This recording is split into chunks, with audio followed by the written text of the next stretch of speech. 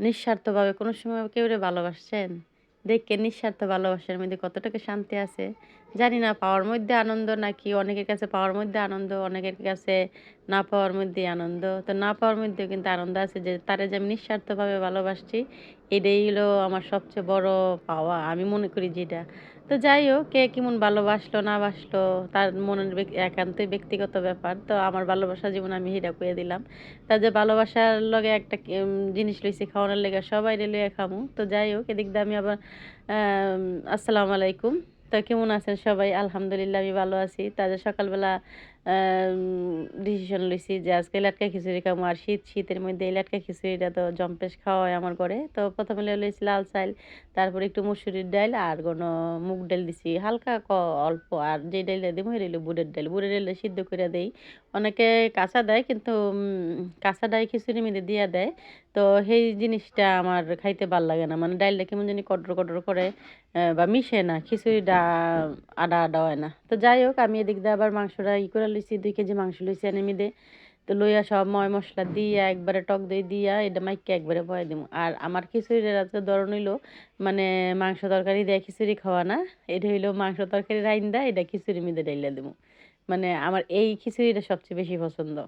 তার এইটার মধ্যে সবচেয়ে বেশি পছন্দ কি লিগা মানে কেউর ভাগে কম গেল না, কেউর ভাগে বেশি গেল না। একবারে সমান, সমান হয়ে গেল গা। যে এক টুকরা পাইলো, এক টুকরা করে খাইলো। অ্যা তো এটা হইলো এই সিস্টেমের রান্দা রাঁধছি আজকে। তো আর আমার কাছে এই তরকারি আলাদাভাবে খাওয়ার চেয়ে এই সবকিছু দিয়া খাওয়াটাই সবচেয়ে বেস্ট মনে হয়। তো যাই হোক, এদিক দিয়ে মাংসটা কষতাছে। আর এদিকে খিচুড়িটাও বয়া দিছি ডাইলে চাইলে একবারে মিলাইয়া। তো মাংসের মধ্যে যেহেতু মসলা দিছি, আর এদিকে আমি বেশি একটা মসলা দিতাম না। আর আমার ঘরে খিচুড়ি খাইলে কিন্তু ভাতের চাইলদা ইয়ার চাইলদা খাওয়া পড়ে না, সাদা চাইলদা না, লাল চালের খিচুড়িটা আমার ঘরে সবাই পছন্দ করে।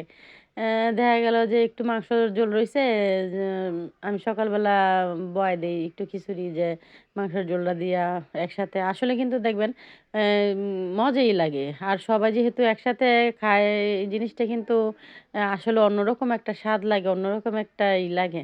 মানে যেইটা মজা না হয় সেইটা সবাই দেখাদেখি খাইলে একটা জিনিস রুচি বাড়ে বা স্বাদের একটা মিলমিশের যে একটা ব্যাপার এই জিনিসটা মজা লাগে। তো যাই হোক, আমি আবার এদিক দিয়ে বুটের ডাইল দিয়া লাইছি আর এদিক দিয়ে আপনার করে দেখাইতেছি যে আমি মাংসর কাছে।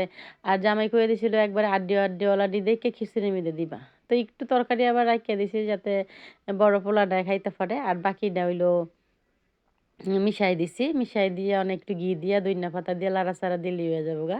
তো যাই হোক, এই ঠান্ডার মধ্যে কে, কে খিচুড়ি খাইতে পছন্দ করেন জানায়েন। আর আমি চিন্তা করছি যে খিচুড়িটা আর আমার শীতের দিনে খিচুড়িটা একটু বেশি খাওয়া পড়ে আমার ঘরে। হয়তো সবজি খিচুড়ি খাই না কিন্তু মাংসর ঝোল থাকলে বা মাংস তরকারি থাকলে আমি খিচুড়িটা প্রায়ই রান্নাবান্না করি। তো রান্নাবান্না শেষ করতে, করতে আবার আমার যে হেল্পিং হ্যান্ড হ্যাঁ, আবার কইতাছি যে, "আপা একটু খিচুড়ি খাইয়া যাবেন?" কয় কি, "আচ্ছা বাইরে রাহেন। গরম খিচুড়ি তো খাইতাম না। একটু বাইরে রাহেন, খামু অনে।" তো যাই হোক, খিচুড়িটা কিন্তু মাশাআল্লাহ মজা হইছে। সবাই মিললে একসাথে খাওয়া-দাওয়া করলাম। তো আমার এই খিচুড়ি রান্নাটা কেমন হইছে জানাইবেন। আর ভিডিওটা ভালো লাগলে অবশ্যই লাইক, কমেন্ট, শেয়ার দিয়ে পাশে থাকবেন। পেজটারে ফলো করে রাখবেন। তাইলে বুবুও খুব খুশি হমু। তো বুবু আপনারও পাশে আছি সবসময়। আপনারাও আমার পাশে থাকবেন। তো ভিডিওটা আজকের মতো শেষ করতেছি। আল্লাহ হাফেজ।